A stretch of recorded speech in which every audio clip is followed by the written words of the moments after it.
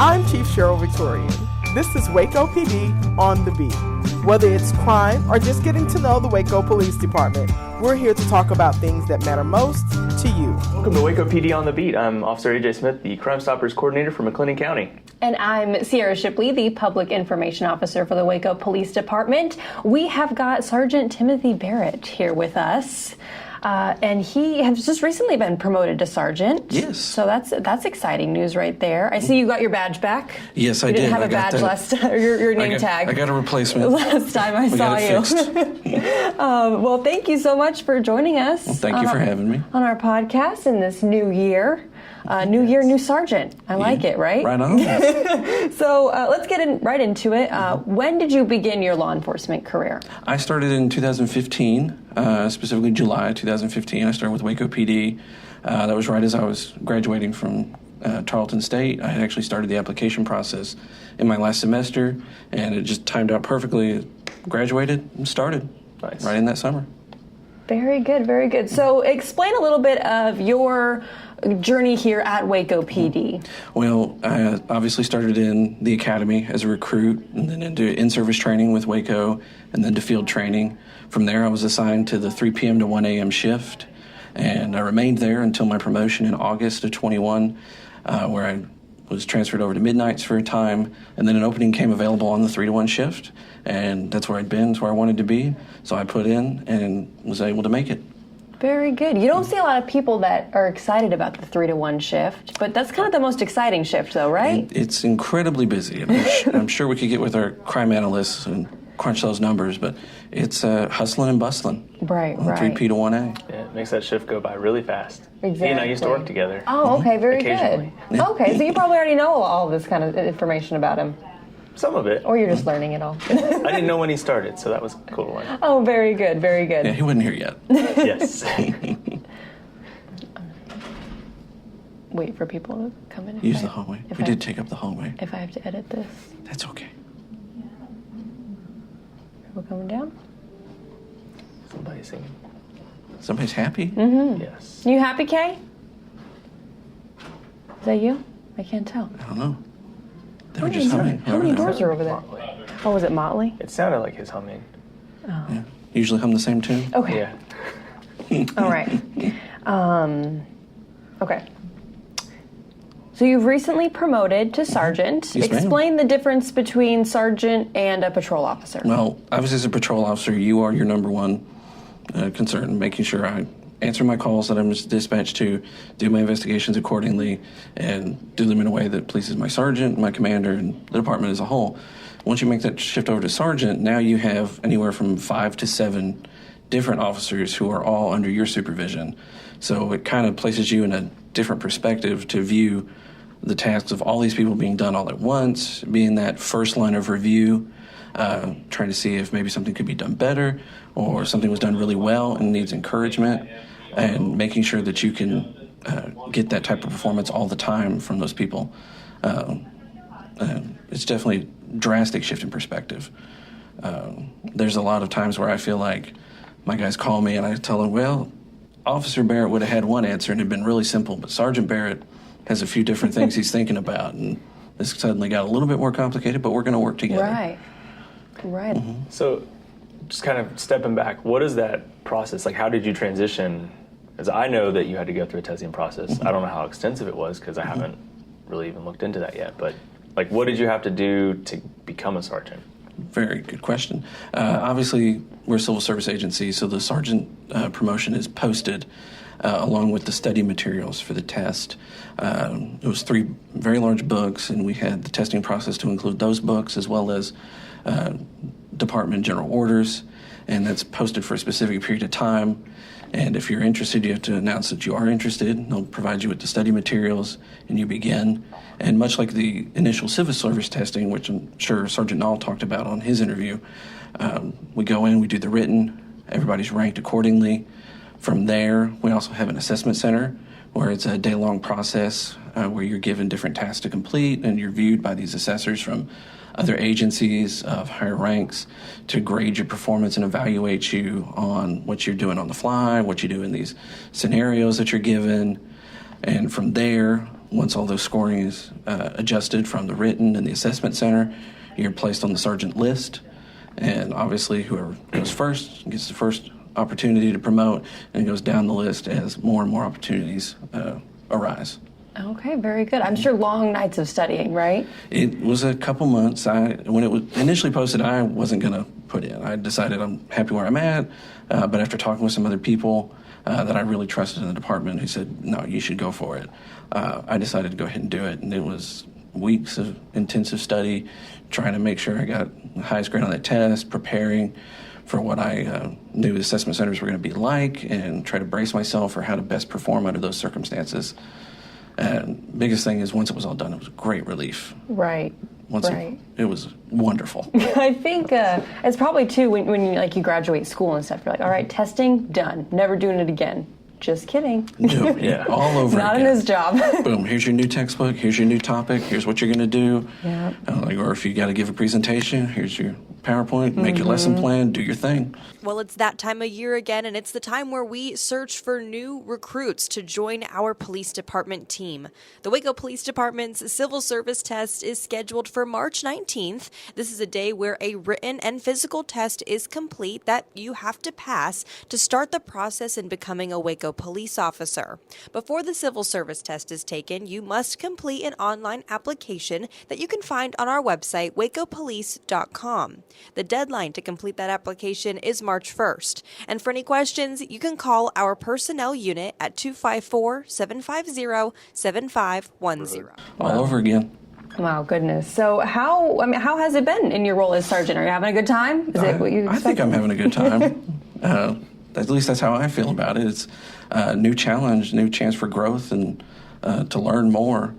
A lot of opportunities I wouldn't have had if I had just remained where I was, to challenge myself and get better at what I'm doing. Right. So as a sergeant, people see the patrol officers out on the street all the time. So do sergeants go out as well? Yes, whenever we can, try and get out there, work alongside your officers. Obviously, there's a lot of other stuff that you can't do on the street that you got to do at your desk and review reports and whatnot. But I personally feel like as soon as I can get all that taken care of, I want to get out there with my guys on whatever calls, even if I'm not specifically dispatched, so I can continue to work with them, see what they're doing, and be there and let them know, like, I'm always there for them if they need me, not just they got to call me to come out. And it keeps me moving, keeps me motivated, keeps me thinking on my fly, on the feet. On the fly. On the fly and on your feet. On the fly and always. on my feet. One of those two. On the toes, whatever the saying is. Yeah, So that's how he lost his name tag the other day. Yeah. He and I were running through the mall, and something dropped, and I thought it was my name tag, but... Yeah, he said, oh, it's my name tag. I'm like, okay, cool, we'll get it later. Yeah, great. And then we're done. I'm like, I don't know who I am anymore. You don't know who you are without the name tag. You always need the name tag. No, that's good. So why did you want to become a police officer? What was the draw to that? In short, I'd say intentional community building. The long answer is I'm from Waco. It's where I was born. It's where I've grown up. I'm never not going to be from Waco. And where you are is where you are. And you can either be a part of the community or not be a part of the community. And someone once told me in very colorful language, if you're nothing where you are, you'll be nothing wherever you go. So you might as well build up yourself where you are. And that was my goal is, well, this is my community. This is where I want to be. What can I do to best help the community at large and be a place where I would want people to raise their families, where I would want to raise my family, and what do I feel I have the skills or the aptitudes to do? And after kind of a long, intensive, self-examination, police officer is where I landed, and I wanted to stay here where I've grown up and where I continue to serve. That's awesome. That's cool. Yeah, I feel like that is a big, important kind of want, like you said, to have within the department as far as our officers go, is you want to have that community building and relationship, and I think that is what we're really, even with our new chief, we're really trying to drive toward, let the community know. That personal feeling of investment. Like I said, I'm never not going to be a Wacoan, so I might as well be the best Wacoan I can be. Right. Is it Wacoan or Wacoan? Yes, Those 10 different people. Right? You'll probably get a few different answers. Those sounded exactly the same to me. Really? Yeah. How do you pronounce the street that starts with a B? that's got like Target on it? Because that's a Waco one that always throws me off. Bagby? No, Target's on it. BOSQE. Oh, Bosky. Yes, it's just not Bosky. right to me. It's Bosk. Thank you. I also think it's Yeah. Bosk. So you can tell who the Wacoan is and who the weird outsiders are. Yeah, exactly. It means woods. Oh, okay, there we go. All right. Well, now learn something new every day, right? Yeah. It's right there off all the lakes, Lake Loch Lomond, Lake Killarney. Yeah. Then you start Lake noticing Eyre. different themes. Yeah, and Lake Eyre, all the different kind of themed neighborhoods. All right. Like if you go into Woodway, you notice one side of estates is all trees and the other side is all birds. Okay, yeah. I've never noticed that I before. hadn't noticed that. I knew about the tree Pay ones, but I attention. didn't know the birds. Okay. You're full Whippoorwill, of cardinal, knowledge. lark. See all the things you know once you become a police officer. Cool. Oh. Right? Oh, you start learning. Or just being a Wacoan. Or- Wacoan? It's a unique experience. One of the two. So what would you say is we know you love Waco, but what's your favorite part about working as a police officer? You want to help solve crime in your neighborhood? Well, the Neighborhood Camera Initiative is something you might want to sign up for. Ring doorbells, Nest cameras, and all the other camera security systems installed on homes and businesses that are facing public areas are tools that could help our officers solve very important crimes. By signing up your camera or cameras in the Neighborhood Camera Initiative, it allows our officers knowledge to where these cameras are, and if a crime had happened, it could have possibly saw the incident in question. You can sign up your camera on the City of Waco website at wacopolice.com. I'd say, in thinking about that question, the one answer I came back to is probably the one that I found most surprising. Teaching. I've had the opportunity to become a basic instructor, a firearms instructor, and taser instructor. And when I was, going and deciding to be a police officer, I never thought about the teaching aspect of it. And I'm consistently inspired by how much enjoyment I get out of helping others understand new things. And seeing kind of that moment in a student's mind where all of a sudden it clicks.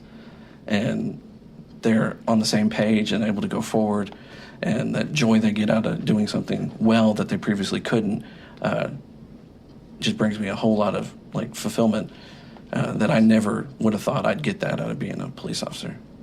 Yeah.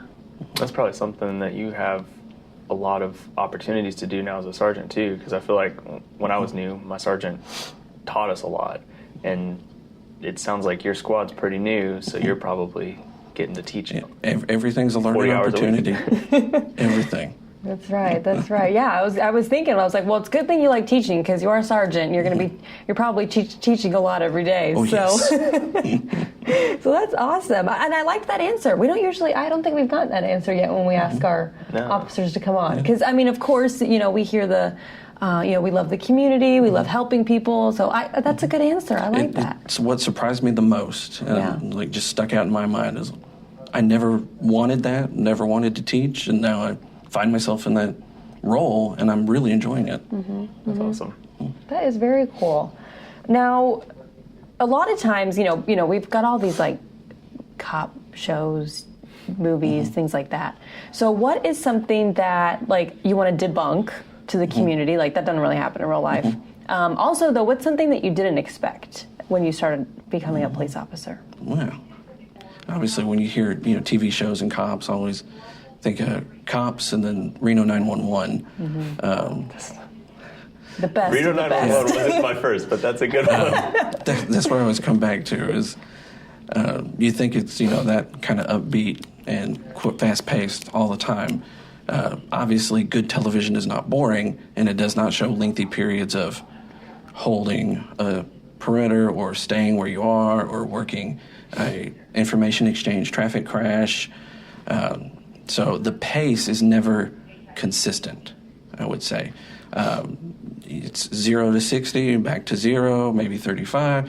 That's the number one thing I would say is the pace is never what you're going to expect. You always have to be ready to adapt on the fly. And that's something we try and equip our officers with, is trying to have the tools at their disposal to do whatever task is needed next, because we don't know what it will be. But no, definitely the pacing being never what you're going to anticipate. No, I mean, sometimes things do happen pretty fast, but other times days, weeks, months, I mean. Yeah, other times, or you wind up getting injured and you're on light duty, and you got to work the phones or work an admin position. He and I have experience in We've this. both had to do that. Okay. We've both had to be on light duty. His story is a little cooler than mine, though. Oh, no, it's not. But that's something you're never going to see on the outside because it's not like really going to be advertised as like glamorous or motivational. But it's a reality. Right. That's interesting. Interesting. You know, some of these shows, they get into a shootout every episode, every day of work, and you never see them do any paperwork. Like, what's up with that? Yeah, you never see the admin side. You know, it's like the producers and the camera crew. They're doing the paperwork, right? Oh, yeah. I think that's absolutely. That's how it works. Yeah. For TV land. Right. We need some of those here. TV land.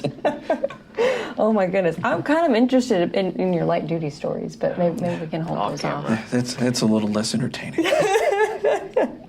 But light duty, I mean, it's not always that bad, right? Not always. It's worse than it sounds. Yeah. Especially when it's more than like a month. Right. Or 6. Right. But you probably get to learn a little bit more about other positions in the department, Yes, right? I had a great opportunity to work with Sergeant Brewer in the patrol office for a period of time while I couldn't perform the rest of my duties. And that was, like I said, everything's a learning experience, and that was a big one for me, getting the chance to do other tasks that I don't normally see, or sometimes when we don't see something being done, we assume it's not done. Right. And then getting to see all the work that's done behind the scenes is incredible to see all that goes into just making sure that we have what we need, what we can do, or just scheduling things appropriately. It's a hard row to hoe in and of itself. Right. I know we're getting like just a little bit off book here, but this is just me being curious and wanting to kind of touch on a certain point. Is it's kind of nice that when, you know, you guys are injured, it's not just, okay, well, sit at home and recover and, you know, you come back when you come back. I mean, there's work to be done. Oh, yeah, we're all workhorses, I feel. Yeah. So it's really nice to know that you guys have an opportunity to, even if you are hurt, you get to still work and learn about the department in a different way. Yeah, there's always something that can be done, and even whatever your restrictions are, we'll find a way. Crime Stoppers is an organization which bridges the gap between law enforcement and the community, so together we can solve crimes in our neighborhoods. Crime Stoppers encourages the community to assist in the fight against crime by overcoming the 2 key elements which inhibit community involvement: fear and apathy. Crime Stoppers allow citizens to anonymously submit tips. Tips can get you up to a $2,000 reward if it leads to an arrest or solves a crime. Tips can be submitted by calling 254-753-HELP, which is 4357, visiting wacocrimestoppers.org, or downloading the P3 app. Remember, tip submission is always anonymous and can lead to a reward of up to $2,000. Yeah, and that's one thing that I think our department, I don't know if all departments are like that, but ours is incredibly supportive of us. Like, other aspects of being injured, not so much fun, but the support from within our building was great. Right. Because, I mean, definitely the injury, that's up there as a police officer. I mean, that is something that I don't think many people realize sometimes, is how dangerous the job can be and can get. Yeah. So I always, commend you guys for everything that you do. It's just, it blows my mind of the dedication that you all have for the community. So. What was the second part of that question you asked? Because I don't think we got off on that tangent. Oh, what you is being a police officer what you expected? That's what. Yeah. Oh. You want to go with that one? Yeah. Is being a police officer what you expected? I'd say that's a tough one. I really tried hard to come in with no expectations. I really wanted to come in with as little preconceived notion about working for the department as possible until I knew something was factual. So I definitely understood already, like, I'm giving up night times, I'm giving up weekends, my schedule is going to be what it is, so I'm just going to accept that going in. And then as I was going through the hiring process, talking with more officers who worked here, and slowly tried to tailor my expectations to what I knew things would be as opposed to what I wanted things to be. So in a way, I guess you could say it is what I expected, but only because I specifically tried to tailor my expectations. So I didn't find myself wanting the idea of something as opposed to the reality of something. Okay, all right. That's really good. Is that kind of advice if people were to come to you and ask, what's the department like? One person's perspective is real different than another officer's. So how do you explain to someone, what this department is like? Short answer, it's a lovely department to work for. Long answer is it's a very complicated story about how we get to that, because there's so many different things, and police work is so multifaceted that frequently if you ask me one day what it's like doing a certain thing, I'll have one answer. But if you ask me another day, I may have more information, or I may have just worked something similar and have, a different answer. But I would definitely tell people the reality is not always what you're going to expect. So you need to be ready to be surprised. We always say, as soon as you feel like you know what you're doing, something is going to come your way that makes you challenge that. And you're going to feel like you know nothing. But that's another opportunity, and you're going to learn something out of it. Until the next one comes along that surprises you, and you got to adapt and overcome. And from there, hopefully, you have the tools to do so. But I'd say, in the end, I love it. It's wonderful for me. But I would definitely tell someone interested, you got to know that you want the reality and not your ideal. Are you attracted to what you think? Are you attracted to what you think a police officer is? Or are you attracted to what being a police officer actually is? And are you willing to go through? Right. Goodness. So what would you say is probably your favorite thing about working with your now, kind of patrol officers as a sergeant? I know we said training, but kind of like day-to-day stuff, I guess. Day-to-day? Like what's probably you always get excited to do? Continually building our relationship and rapport and our ability to work with one another. I know when I was an officer, I had partners that I worked with for actually the whole 5 years I was a patrol officer. I had a few partners that we were always together. We always worked things. We could communicate without saying a word. We'd show up on scene. I could tell by their body language or what we were doing or what we were told where this was going to go. And now as a supervisor, I supervise obviously different people than the ones I worked side by side with at that time. And we are rapidly getting to where we're all on the same page. We can work in concert, and seeing that level of teamwork where people can go into a totally unknown situation and establish what's going on, what needs to be done, who's going to do it, that level of we're all type A personalities doing what we're doing, but we're also able to trust one another and work in concert is a beautiful thing. Yeah. And that's probably my favorite part of the day-to-day. That's very cool. Level of teamwork. Explain the importance of that teamwork. It seems like a silly question. Like, of course, we have, we have to work together and work well together.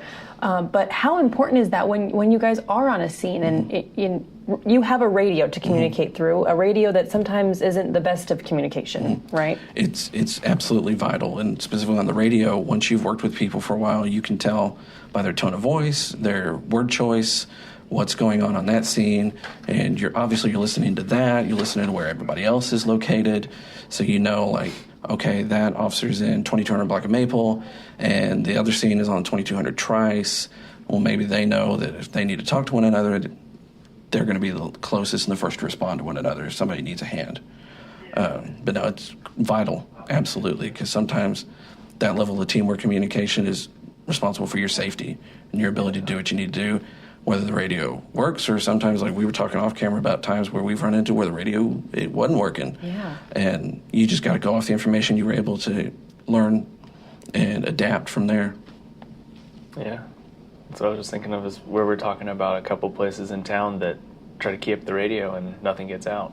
Oh, goodness. Yeah, it's nothing's 100%, but, nothing's 100% except your trust in your partners. There you go. That's good. That's good to think about. Good to know, Yeah. right? And I like to know, too, that if I'm ever in need of help and I've got officers coming to help me, that those officers, I know, are going to work well together and be able to communicate and help me with my situation or whatever's going on. So that's always really no comforting. amount of pride or any personal issues takes precedence over safety. Yeah, that's one thing. Like, I would say the department's kind of like a family, where you've got those family members that like get on your nerves and you kind of hate on a low level, but like at the end of the day, family backs family. So like we're going to help. We're going to work together to help you if you call us, and even the ones that we don't have that level of camaraderie with, we're still going to have that working relationship where we kind of know each other and we hear each other on the radio enough to know, okay, like, I don't like him, but he sounded like he needed help, so I'm going to hurry over there. You're like, I might not like him today, but I'm probably going to like him tomorrow. Yeah. It's like brothers and sisters, right? Exactly. Very It's much that so. family dynamic. Exactly. Oh, my goodness. Well, anything else that we haven't talked? I mean, what do you want to talk about? I feel like we never kind of open the floor up and just say, what do you want to talk about? I wasn't prepared for that. I know.